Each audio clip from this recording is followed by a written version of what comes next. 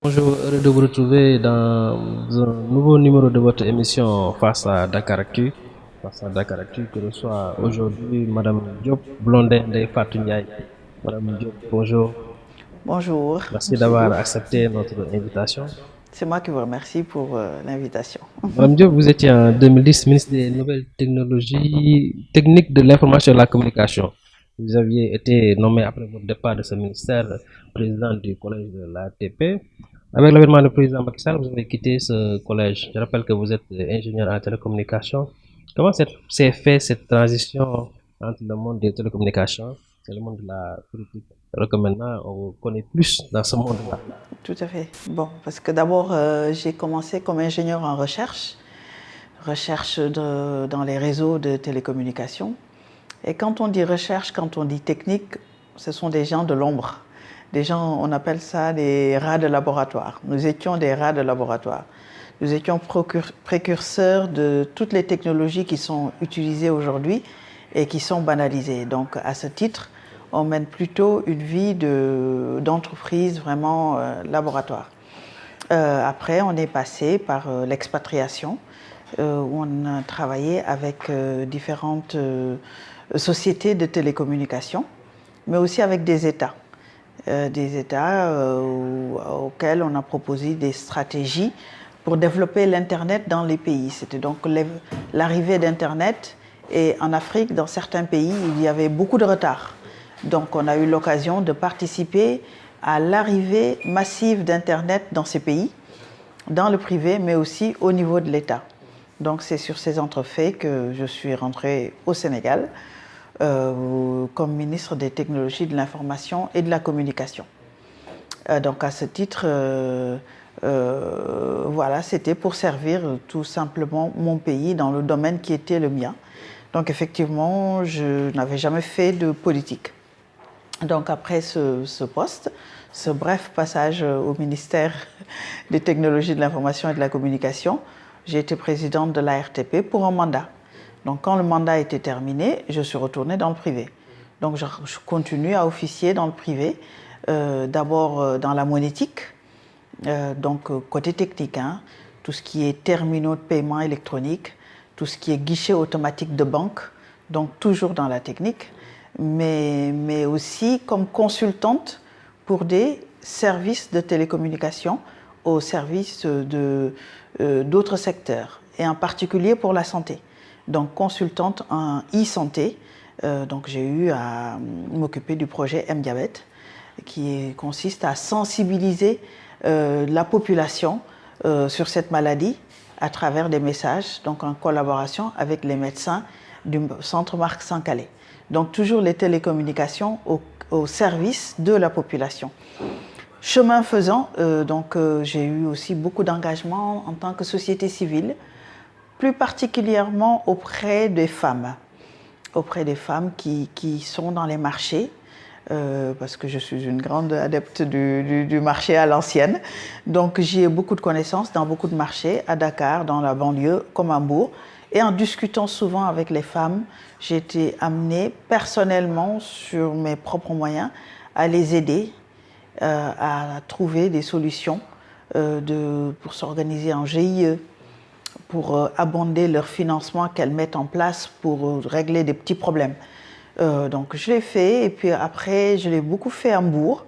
Et chemin faisant, je me suis rendu compte que, à un moment, je me suis dit, mais en fait, ce que nous sommes en train de faire ici, c'est à l'échelle tellement embryonnaire que c'est vraiment une goutte d'eau dans l'océan.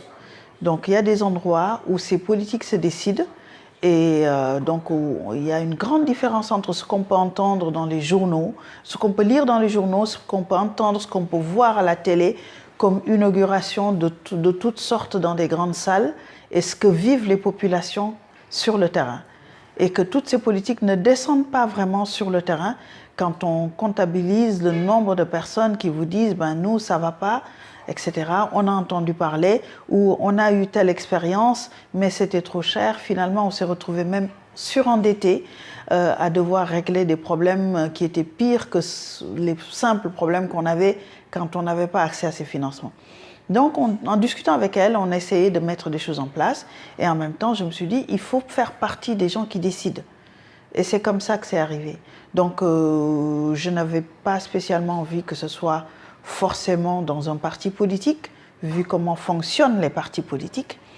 Donc, quand j'ai vu la plateforme Avenir Sénégal bi ñu bëgg, comment c'était organisé, un peu l'état d'esprit, l'ouverture, l'indépendance et vraiment le fort axe développement de la population depuis la base, ça m'a séduit.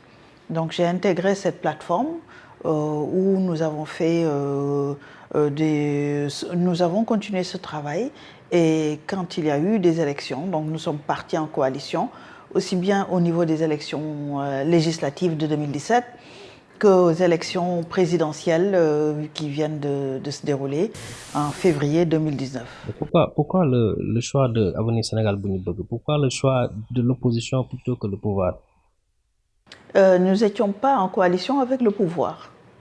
Nous étions... Avenir Sénégal bu ñu bëgg parce qu'on sait que Avenir Sénégal bu ñu bëgg, bien que une plateforme regroupant des acteurs de la société civile était très acerbe contre le régime en place actuellement.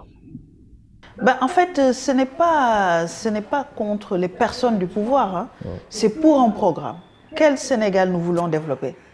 Et quels sont les leviers que nous estimons devoir lever pour changer la société? Et on s'est retrouvé en porte-à-faux avec comment fonctionne le pouvoir. Et c'est à ce titre-là que nous sommes allés avec des projets qui étaient plus en cohérence avec ce que nous sommes, hein. C'est ça, parce que dans l'opposition, il y a beaucoup de pistes, hein, avec 300 partis, je ne sais pas, une centaine de coalitions. Donc, pourquoi telle coalition et pas telle autre? Ce qui guide, c'est vraiment le dessein, notre choix de politique et ce que nous prenons comme fil rouge pour développer le Sénégal. C'est ça le fond de la discussion pour savoir avec qui aller, hein. C'est plutôt dans ce sens-là que nous avons travaillé. Vous étiez en poste au niveau de l'ATP comme président du collège de l'ATP. Bon, il se dit que, en tout cas, vous n'avez pas quitté ce poste-là de votre plein gré, c'est parce que le président Macky Sall, après son avènement au pouvoir, a changé un peu la loi qui régissait cette institution-là. Est-ce que c'est pas plus par frustration que vous vous êtes engagé au niveau de la plateforme ou... Ah non, puisque j'ai quitté mon mandat était terminé, hein. C'est là où ça aussi les Sénégalais, il faut qu'ils le comprennent. C'est que mon mandat, je l'ai fait, Macky Sall est arrivé en 2012. J'ai terminé mon mandat en décembre 2013. Donc ceux qui disent que quand il est arrivé, il a changé, je suis partie, non, c'est faux. J'ai terminé mon mandat et en renouvelant le mandat, quelqu'un d'autre a été choisi. Et puis c'est tout. Il n'y a rien à chercher, des frustrations. Vous savez, quand je suis arrivée quand j'ai rencontré le président Wade, mes 45 ans étaient passés. On va dire que quand on a vécu, c'est ce que je dis un peu même aux femmes quand on a vécu jusqu'à 45 ans sans avoir besoin d'une personne, comment voulez-vous que moi, quand je viens vous voir, vous vous mettiez dans l'état d'esprit que vous aviez besoin de moi? Alors comment voulez-vous que moi, arrivé à 45 ans avec le président Wade, avec l'État, que tout d'un coup je me mette dans l'état d'esprit d'avoir besoin de l'État pour vivre? Je pense qu'avec l'âge, on se bonifie, on devient sage. C'est peut-être un état d'esprit sénégalais, c'est des détails, la jalousie, les trucs. Non, ça peut pas manquer parce que c'est complètement humain. Mais ce n'est pas un moteur pour construire une société. Non, il faut travailler, il faut aller réétudier, il faut lire les fondamentaux, il faut être dans la philosophie, il faut être en contact avec le terrain pour construire un projet de société. On ne saurait construire un projet de société sur les rapports qu'on a personnellement avec telle ou telle personne. Enfin, ce n'est pas ma conception de comment faire de la politique. Faire de la politique, pour moi, c'est un peu comme de l'associatif. C'est-à-dire qu'on a son travail, on gagne sa vie, on préserve sa famille, et sur son temps libre, on le donne à une cause qui nous concerne tous. Et quand on a été éduqué par le pays, moi j'ai fait l'école publique, J'ai été boursière au lycée, je l'ai été pour mes études supérieures, j'ai été à ce qui s'appelait ENSUT et qui s'appelait ESP, c'était pas payant. Je suis allée à l'étranger compléter mes diplômes, master et tout ça. J'étais boursière. J'estime que le Sénégal a fait beaucoup, beaucoup, beaucoup pour moi. Alors, j'ai été à un moment à un poste, mais moi, je pense que quand on fait la balance, j'ai beaucoup plus reçu que je n'ai donné. En tout cas, c'est franchement mon sentiment dans les rapports avec l'État. Et mon engagement, c'est par rapport à mon vécu sur le terrain et ce qui fait que j'ai envie de faire quelque chose. J'ai envie de me lever, j'ai envie de faire changer les choses. C'est plutôt ça, un engagement, plutôt que les rapports. Est-ce que, voilà, de quoi on a besoin? D'une maison, d'un lit? Ben, à 45 ans, on l'a. Vous voyez, vous êtes deux cadres, vous avez fait tous les deux bac+5, même bac+17 pour l'autre. Ben, vous êtes dans l'état, pourquoi? Même à notre âge, même si on mange beaucoup, on tombe malade. Alors, voilà, si on a 5 maisons, on se couche sur un lit. Voilà, c'est quand on voyage et maintenant il y a tellement de tracasseries dans l'aéroport que on est fatigué avant même de partir. Et si on a envie de voyager, on peut le faire. Les enfants sont grands. Donc ce n'est plus ça le ressort à ce stade-là. Souvent les gens disent, mais pourquoi vous n'allez pas vous reposer? Même dans Arlunobok, pourquoi vous êtes si engagé? Vous pouvez aller, qu'est-ce que vous avez à faire ici? Allez prendre votre... Non. Parce qu'il y a encore des choses qui, pour moi, méritent d'être défendues et ça ne saurait se monnayer. On ne saurait monnayer cet engagement. On ne peut pas tromper les gens. Ils le voient tout de suite. C'est pas possible. En tout cas, cette plateforme, c'est finalement scindée en deux. Le départ de M. Maramede, ça réduit considérablement vos forces. Si vous voulez. Bon, nous, ce que je peux dire aujourd'hui, c'est qu'Avenir Sénégal Bunubog existe. Je ne sais pas, est-ce que Maître Adama, ce qu'il a créé, existe. Mais en tout cas, Avenir Sénégal existe. Et il y a des personnes qui l'incarnent, des personnes qui jouent un rôle bien déterminé et bien visible dans la société, et des personnes qui jouent un rôle dans la construction du Sénégal de demain. Je pense que Maître Adama a commencé depuis très longtemps, continuera à le jouer. Et ça, là aussi, ça ne saurait être une concurrence. Si tant est qu'on le fait pour les autres. Ça ne peut pas être une concurrence si notre objectif, c'est ce qu'on fait pour les autres. Ce serait un état d'esprit bizarre. C'est toujours des choses, à un moment donné, le cadre Avenir Sénégal peut-être n'agréait pas et il a choisi de partir. Nous avons choisi de rester et nous continuons à faire ce travail. Et je pense que entre 2014, quand la plateforme a été créée, et aujourd'hui, tout le monde peut vérifier, quantifier que nous posons des actes qui sont conformes avec la raison d'être de la plateforme et quel rôle le coordonnateur Cheikh Tidiane Dièye joue dans la société, quel rôle ma personne joue dans la société. Et c'est ça qui est important. Et je pense que s'il le fait dans un autre cadre, bon, on salue que des personnes qui continuent à s'engager, comme on salue l'arrivée de nouvelles personnes. Moi, je salue l'arrivée de quelqu'un comme Abdoul Mbaye, quelqu'un comme Thierno Alassane, quelqu'un comme Juge Dème. Ben, nous ne sommes jamais assez nombreux pour travailler pour le Sénégal. Nous ne devons pas être en concurrence. On peut le faire de manière différente, mais nous devons à un moment donné pouvoir être ensemble parce qu'on veut aller dans le même sens. Autrement, on est tous voués à l'échec. Et tout le monde y perd.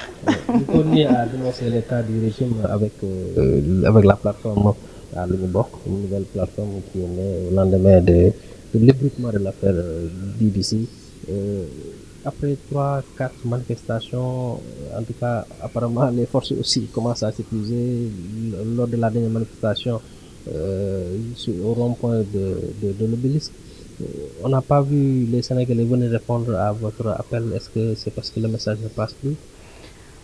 Moi, je dis toujours, peut mieux faire, hein? Peut mieux faire. Mais je pense que si on retourne au fond des choses, de quoi on parle avant de parler de la place même, qui n'est qu'un maillon du problème, le rassemblement sur la place. De quoi on parle? On parle de contrats qui ont été signés. L'incidence de ces signatures, en tout cas, d'autres personnes ont fait des plans pour gagner de l'argent là-dessus d'ici 40 ans. Alors que même le pétrole n'est pas encore sorti. Alors, beaucoup de personnes, depuis 3 ou 4 ans, depuis 2015, dénoncent ce qui s'est passé. Vos collègues, hein, certains journaux, des politiciens, des gens de la société civile, en particulier le Forum civil, tout le monde en a parlé.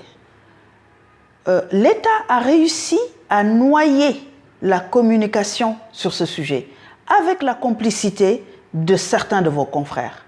Et certains même ont laissé leur chapeau de journalistes pour devenir les ambassadeurs de cette confusion dans la tête des gens. Parce qu'ils savent qu'il s'est passé quelque chose d'illégal, de pas normal. Mais on gère la communication. Donc c'est la république de la communication, pas la république de la gestion de la société. Et qu'est-ce qui se passe? Il se passe que ces contrats qui ont été signés, manifestement, ont été signés en complète porte-à-faux avec le code pétrolier. On l'a donné à une société qui était une société de transition, c'est-à-dire achetée pour revendre, alors que notre code voudrait qu'on les donne à une... Puisque c'est donné, on n'a que 10%, les 90% reviennent à la société, cette société investit, fait des recherches, et peut-être que cette société ne trouvera rien. Donc notre code pétrolier étant ici fait, ça, nous pouvons l'accepter. Mais notre code pétrolier dit aussi que vous ayez la capacité financière et surtout que vous ayez la technologie et l'expérience dans ce domaine. Donc à partir de ce moment, quand on le donne à une société unipersonnelle créée de toutes pièces pour juste revendre ces contrats, on est en porte-à-faux avec le code pétrolier. Et là, la justice aurait dû faire quelque chose, ne serait-ce qu'en se rendant compte. Quand les journalistes s'en parlent, ils ne se font rien. Alors quand ça sort et que ça va à l'international, là, l'État bouge. Et comment il bouge? Comment cet État bouge? En allant sur les plateaux à l'international rassurer ces gens-là. On a vu donc M. Kassé aller à RFI, aller sur France 24, rassurer les internationaux. Et qui est-ce qui parle aux Sénégalais? Alors, les Sénégalais sont des gens qui ne comprennent rien, qu'il faut prendre, comme disait Senghor, par les sentiments. L'émotion est nègre. Alors, le jour de la Korité, on dit qu'on a fait du mal au petit frère du président. Ça, c'est l'adresse. C'est comme ça qu'on traite les Sénégalais. Et on va sur un plateau et on explique aux Français. Malheureusement, la langue a fourché. Ou heureusement pour nous. Ce qui vient complètement dédire ce qui a été dit aux Sénégalais avec le Coran, avec tout ce qu'il faut. Parce que l'émotion est nègre. Et que comme a dit un ancien président, les Arabes sont venus. Ils nous ont laissés. Ils nous ont pris nos hommes, nos biens. Ils nous ont laissé l'islam. Les Européens sont venus. Ils nous ont pris nos terres, nos hommes, nos ressources. Ils nous ont laissé le catholicisme, le christianisme. Depuis lors, les Africains se battent pour le christianisme et pour l'islam. C'était en 1960 que ce président le disait. Et ça continue. Donc, quand on veut communiquer avec les Sénégalais, on parle à la Korité, on jure sur le Coran. Quand on veut rentrer dans le fond, on va sur ces plateaux répondre à des questions d'un journaliste. Je trouve que c'est une façon de traiter les Sénégalais qui reste encore un état d'esprit que je ne comprends pas. Donc ça, c'est le fond. Il y avait une volonté du pouvoir aussi de rétablir la vérité, parce qu'on a vu le procureur lancer un appel à témoins. Dans la Constitution, on dit que nos ressources nous appartiennent. Dans la Constitution, on dit que nous avons droit à l'information. Alors, qu'est-ce qui empêche de nous donner cette information pour ces ressources qui nous appartiennent? justement, le procureur de son appel à témoin, c'est dans ce sens-là. Mais non, mais le procureur, il fait son cirque. Je veux dire, le procureur, l'inspection générale d'État lui a donné un rapport pour Khalifa Sall. Dans ce rapport, les 3 années de suite, citer la mairie de Dakar comme étant un exemple. Ils ont trouvé cette ligne, ils ont dit que, fort de cela, on le boucle pour 5 ans. Et avant même qu'il ait le temps de comprendre, on est allé le cueillir. Et quand on le cueillait, c'était certainement pas dans sa tête pour aller dormir, pour rentrer chez lui 5 ans après. Je veux dire, une rapidité, une diligence, une vélocité, plus conférence de presse à l'appui, à charge. Donc, quand le procureur voit le rapport de l'inspection générale d'État, comme le dit Seynabou Ndiaye Diakhaté, qui a dit que ce rapport a été travaillé par l'OFNAC et remis au procureur. Et il y en a 19. Ce procureur ne bouge pas. Quand cet événement sort sur des informations publiques, comme ça a été pour d'autres cas, le procureur ne fait rien. Et un beau jour, il se lève, il fait une conférence de presse. Et de quoi il nous parle pendant, si on divise le temps en 4 parties? De l'affaire Feu Alpha Hussein, pour laquelle il n'avait jamais bougé, paix à son âme à cet enfant. Et de l'affaire de la DIC, du coude, tout en réclamant à l'OFNAC d'aller retravailler son dossier, alors qu'ils n'ont aucune autorité sur l'OFNAC. Mais si ce n'est pas de la communication, c'est quoi?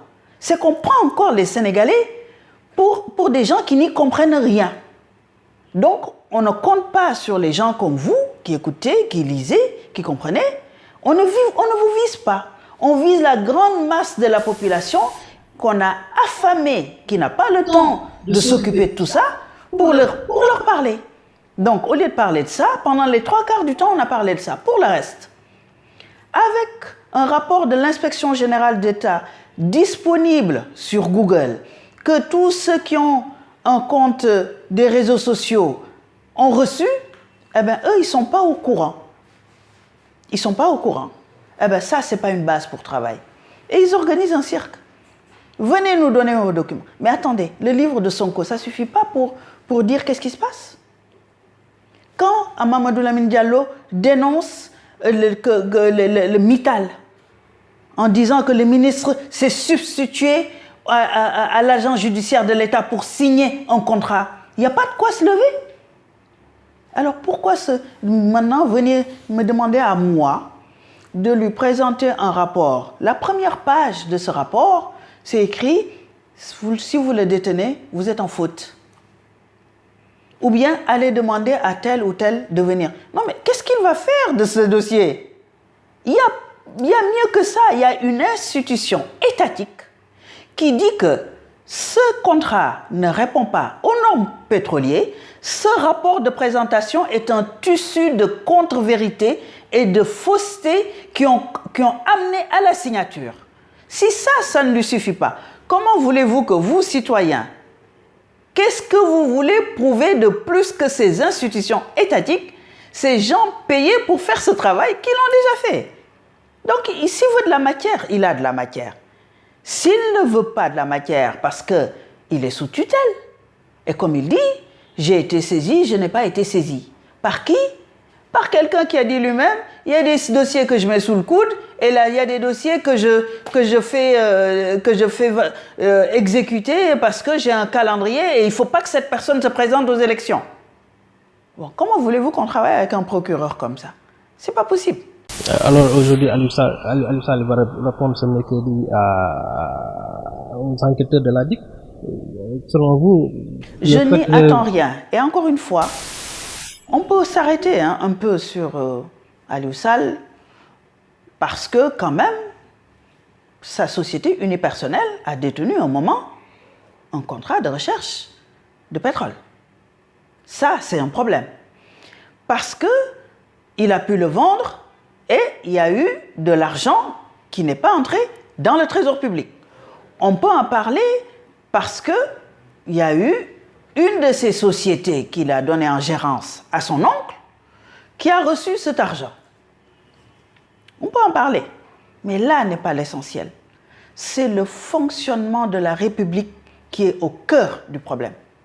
Moi, je dis que comment un ministre peut sortir un rapport de présentation complètement en porte-à-faux avec le code de ce pays, qui est même au-dessus des lois, au-dessus des décrets, et qu'on vienne nous parler de...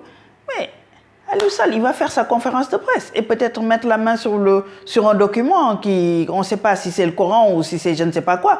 Il va faire ce qui... Entre Aliou Sall et le procureur, sa conférence de presse et le procureur, c'est... Bon, voilà, c'est les sketchs avant de couper le ramadan, quoi. Pour moi, c'est de ce niveau-là.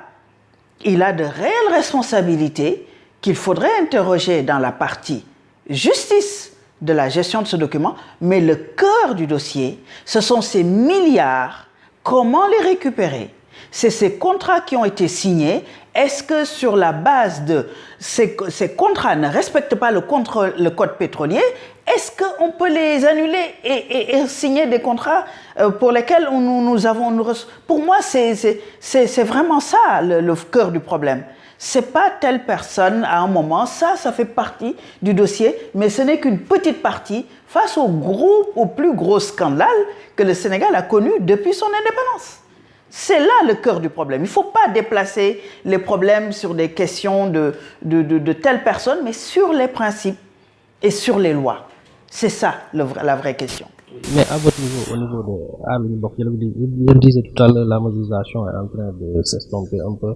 Est-ce qu'il faudrait peut-être pas essayer de changer de fusil d'épaule pour mener ces combats-là? Ça, c'est votre appréciation, parce que l'appréciation, c'est ce que vous voyez, ce que vous avez vu le samedi 14 juillet à la place au rond-point Sagne-Sagne. Mais si vous additionnez tout ce qui se fait dans les régions, si vous additionnez tout ce qui se fait dans les diasporas, et il n'y a pas de jour, hier, ils étaient devant Pétrole, devant BP, avant-hier, à New York, ils étaient devant la bourse à New York. Si vous additionnez tout ça, si vous additionnez les diverses formes de lutte, notamment les réseaux sociaux et les commentaires, si vous additionnez le nombre de structures Aly Ngouille Mbok qui sont nées un peu partout au Sénégal, qui nous a obligés à nous réorganiser, à aller en séminaire pour redéfinir une stratégie, si vous additionnez tout ça, nous allons vers l'avant. Nous allons vers l'avant. Ce jour-là, on peut expliquer sans peut-être que ce soit les seules explications. À quoi on a assisté? L'autorisation, il a fallu que nous allions la chercher le samedi même. Donc ça a été donné, je ne sais pas vers quelle heure. Ce qui s'assimilait dans la stratégie de manœuvre du préfet, des préfets pour casser. Parce qu'aujourd'hui, c'est ça. L'objectif, c'est d'utiliser l'administration pour casser ce mouvement de contestation. Mais, tout d'abord, je leur dis une chose, à tous ces préfets, à tous aux agents du ministère de l'Intérieur. Ils devront se rappeler, dans 10 ans, dans 20 ans, dans 40 ans, quand on se rendra compte de l'exécution de ces contrats, combien est allé à l'étranger, qu'ils étaient du côté de ceux qui étaient en train de brimer l'expression du public. Ceux qui étaient juste en train de dire « ça, c'est pas normal ». Ils devront s'en rappeler. Ils ne peuvent pas donner comme seul argument « je fais mon devoir, je casse ce mouvement ». Ils font partie des comptes. Et qu'est-ce qui s'est passé en dehors du fait on a arraché ce papier qu'il avait signé et qu'il avait gardé en gardant la confusion dans la tête des gens. Ils sont allés avec des boucliers, une armada, des bombes lacrymogènes et toutes sortes de véhicules anti-émeutes qu'on aurait bien aimé avoir dans nos quartiers le soir quand on est agressé, qu'on aimerait bien voir dans les banlieues, qu'on aimerait bien voir pour arrêter ce trafic de drogue qui nous inquiète beaucoup, qu'on aimerait bien voir pour arrêter ce trafic de bétail qui nous inquiète beaucoup, qu'on aimerait bien voir pour arrêter le pillage de nos ressources, aussi bien en mer, mais on ne les a pas. On les a que pour l'opposition sur la place de Dakar. Ça mérite que des milliers de personnes armées jusqu'aux dents se mettent aux quatre coins de Dakar pour empêcher les gens, en les dissuadant, en leur donnant l'impression qu'aujourd'hui, il y aura bagarre, il y aura échauffourée, et n'allez pas vers ça. Ceux qui estiment que c'est de bonne guerre, ils devront se rappeler quand ils auront leurs 3 sous de retraite, parce qu'ils sortiront de cette administration. Et ils seront comme nous. Ils auront leurs 3 sous de retraite en train de manifester pour avoir un complément de retraite. Quand ils iront se soigner dans un hôpital où il manque de tout, quand on leur donnera une liste de médicaments qui s'assimile à un cahier des charges et qu'ils n'auront pas de quoi payer, ils devront se rappeler tout juste qu'ils étaient très heureux de casser la manif qui n'a pour seul objectif que de ramener les avoirs pétroliers pour qu'on sorte de la pauvreté. Et nous gardons nos convictions et nous continuerons ce combat. Nous n'appelons pas à mettre du désordre, nous n'appelons pas à la confrontation et nous appelons les citoyens à être conscients des enjeux énormes. Et ces enjeux, je voudrais un peu m'arrêter là-dessus. Quand on compare ce que peut apporter cette manne quand on veut estimer ce qu'a apporté cette manne, on peut s'arrêter sur la Libye quand il y avait le pétrole. Aucun citoyen ne payait à l'hôpital pour se faire soigner. Les médicaments, c'était sur un bon, vous allez à la pharmacie publique, on vous les donne. Un montant était alloué à chaque citoyen comme retour, comme part sur les excédents en fonction des années, les excédents en fonction des cours du baril du pétrole. L'école était complètement gratuite et on n'avait pas besoin d'aller dans une école privée pour éduquer son enfant. Là, les villes étaient construites. L'habitat était aux normes. Ils ont même aidé des pays comme le Mali. Ils ont même été jusqu'à essayer de créer une banque africaine pour battre une monnaie africaine. Ça a été ça, l'impact d'une telle manne dans un pays. Donc quand il y a des enjeux comme ça, notre rôle c'est comme ce qu'on fait, expliquer cela aux citoyens. Mais in fine, je voudrais que le caméraman, quand il a fini, qu'il ne fasse pas seulement des réseaux sociaux, qu'il se dise, mais qu'est-ce qu'elle a dit cette dame? Est-ce que c'est vrai? Je vais sur les réseaux sociaux, je confronte ce qu'elle dit avec d'autres, je recoupe et je m'engage. Parce qu'est-ce que je vais rester toute ma vie? Si je veux aller plus loin, si j'ai une petite entreprise, comment faire que l'État puisse payer les petites entreprises et pouvoir travailler moi aussi à mon compte? Qu'est-ce que je deviens? Qu'est-ce que cette manne financière peut apporter au peuple? Et je voudrais que les citoyens aient cette conscience à travers ces rassemblements. C'est ça l'objectif. L'objectif n'est pas d'avoir un pays qui est cassé, pas du tout. On ne veut pas de ça. Mais l'objectif, c'est que les citoyens comprennent qu'à part le jour du vote, les gens qui sont au pouvoir, que ce soit le maire, que ce soit le député, que ce soit le président, nous doivent des comptes. Ils nous doivent des comptes. À travers ce rassemblement, on entend quelquefois des responsables demander la démission du président Macky Sall. Est-ce que ce n'est pas exagéré 4 mois après? Vous n'entendez jamais un membre de Aar Li Nu Bokk sur un podium, en tout cas un membre de Aar Li Nu Bokk, dire ça. Ce n'est pas une affaire de personne. Ce n'est pas une affaire de personne. Le président, il y aura toujours un président. Si ce n'est pas Macky Sall, c'est quelqu'un d'autre. Il y aura toujours un président. Donc, changer de président ne règle pas le problème. Changer le système qui permet que cela se passe et que ça reste impuni, là est le problème. Là est la question qui mérite qu'on se soulève et pas de changer une personne par une autre parce que depuis 1960, on a eu des alternances, mais il y a des problèmes de mauvaise gouvernance et de corruption. Si nous n'avons pas reculé, nous n'avons pas avancé là-dessus. Peut-être au niveau des infrastructures et tout ça, nous avons avancé, mais au niveau de la gouvernance, nous accusons un réel recul en termes de malgouvernance. Nous n'avons jamais eu une telle implication de l'État, du parti-État, de la famille du président, de l'accaparement de la chose publique entre des mains de personnes qui sont prêtes à se battre bec et ongle pour le conserver. Et ça, c'est pas bon. On l'avait pas sous Senghor. On avait quelques membres de sa famille, mais qui avaient les diplômes et il y avait toutes les communautés, il y avait tout le monde.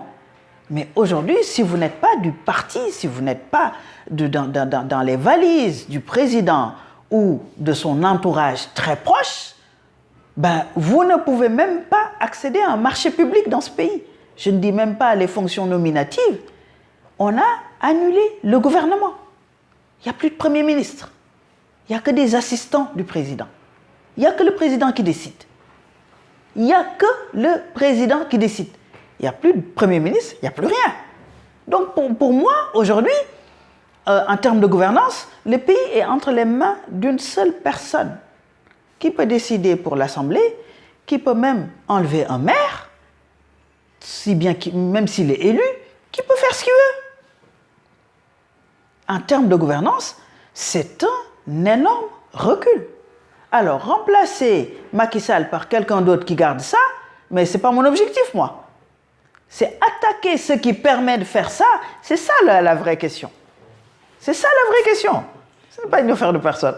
Vous ne semblez rien attendre des résultats de l'enquête, en tout cas de cette enquête ouverte par le procureur, mais on vous a entendu dernièrement avec le dialogue national dire que vous étiez partante pour y participer. Est-ce que vous seriez aujourd'hui partante pour un conciliabule sur les questions du pétrole et du gaz?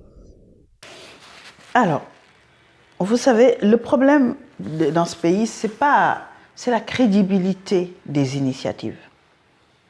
En 2018, quand on a appelé à la rencontre sur le pétrole, c'était en mai. Figurez-vous que ce dont ils étaient en train de parler, discuter toute une journée, avait été, la vraie version avait été écrite et validée en avril. Mais les gens qui sont allés, c'est pour faire quoi? C'est pour passer toute la journée. Moi, je suis pour le président, je l'encense. Moi, je suis contre le président, je le dénonce. Ça ne sert à rien. C'est le cirque, encore une fois. C'est le cirque. Le dialogue national, nous ne sommes pas partants pour le dialogue national. Les concertations pour les élections, ça c'est la loi. Ce n'est pas le dialogue national. Avant chaque élection, ces concertations doivent avoir lieu. Il ne faut pas confondre. Mais vous allez au dialogue national pour parler avec le président, avec le parti au pouvoir, et vous avez un énorme problème comme cette affaire Petro-Tim. Mais vous pouvez fermer les yeux là-dessus. Alors vous avez parlé de la santé. Mais l'incidence de Petro-Tim sur la santé, vous n'allez pas en parler. Vous allez parler de l'agriculture. L'incidence de Petro-Tim sur... Vous allez parler de quoi? Vous allez parler de gouvernance. Cet énorme dysfonctionnement ne fait pas partie. Le président commence par enlever le Premier ministre sans en référer, sans le mentionner dans son programme pour être président. Et il l'enlève sans concerter le peuple. Vous allez parler de quoi dans ce dialogue? En réalité, le dialogue, c'est pour valider un planning que Macky Sall a dans sa tête. Je ne sais pas ce qu'il a dans sa tête, mais chaque fois qu'on a appelé au dialogue, c'est pour valider un planning pour lequel il veut rassurer certains leaders d'opinion, il veut rassurer le peuple qui vous dit, mais après tout, quand on vous appelle pour discuter, il faut venir discuter. Mais vous lui dites que, mais ils sont en train d'exécuter ce dont on est en train de discuter. De quoi voulez-vous qu'on parle? Non. Donc un dialogue, il faut que ce soit sincère, il faut que ce soit constructif, il faut que les résultats servent et ça soit mis en pratique. Mais un dialogue pour cautionner un calendrier caché, ça ne sert à rien. C'est un problème de confiance. Nous devons parler ensemble, mais c'est un problème de confiance. Il y a eu 3 rencontres et on s'est rendu compte que ces 3 rencontres n'ont donné qu'à valider des décisions qui étaient déjà prises. Et c'est juste ça le problème d'aller à un dialogue. Sur le principe, au départ, on était d'accord, mais quand il a enlevé le Premier ministre, quand il a fait tout ça, on s'est dit, mais alors de quoi on va discuter là? Si ça ne peut pas être discuté, mais c'est un problème, quoi. C'est un problème. Donc c'est la sincérité, le manque de confiance qui bloque pour une participation réelle, effective, mais ce n'est pas les idées, ce n'est pas l'envie que ce peuple soit quand même aille sur de bons rails. Ça, nous le voulons. Nous le voulons. Une dernière question, c'est par rapport à une association, une plateforme de femmes leaders de l'opposition qui se sont réunies pour exiger la libération de Khalifa Sall. Elles ont tenu une conférence de presse dans cette semaine-ci. Vous n'avez pas participé, mais comment est-ce que vous trouvez cette initiative? Je ne suis pas allée à la conférence de presse, mais j'y adhère. J'ai discuté avec les femmes, avec Seynabou Wade. Nous avons beaucoup discuté au téléphone. J'y adhère complètement. Voilà, c'est une plateforme de femmes, mais je veux dire, ça devrait être une plateforme citoyenne tout court. Parce que ce procès est fabriqué de toutes pièces. Dans ce procès, on a refusé à Khalifa Sall ce qu'on a accepté pour Thione Seck. On a refusé à Khalifa Sall des choses, disons des positions que le Sénégal a signées au niveau d'instances internationales, juste pour très rapidement le mettre en prison. On ne peut pas ne pas être révolté par comment on a traité ce monsieur-là, et je le trouve très très digne. Il ne demande rien à personne. Il purge sa peine et attend tranquillement que les choses passent. Il est très digne. Il mérite d'être soutenu parce qu'on a fabriqué le processus avec le calendrier électoral pour qu'il ne puisse pas être candidat. C'était l'objectif. C'était l'objectif. Parce que quand on se rend compte que les 19 dossiers de l'OFNAC, aucun dossier n'est instruit, voilà, c'est tout juste révoltant. Merci et j'adhère complètement. Merci beaucoup, Madame Diop. Je rappelle qu'on recevait Madame Diop Ndeye Fatou Ndiaye Blondin dans le cadre de cette émission Face à Dakaractu. Merci, Madame Diop, d'avoir accepté notre invitation. C'est moi qui vous remercie beaucoup. Et à la prochaine, Inch'Allah. À la prochaine. Merci.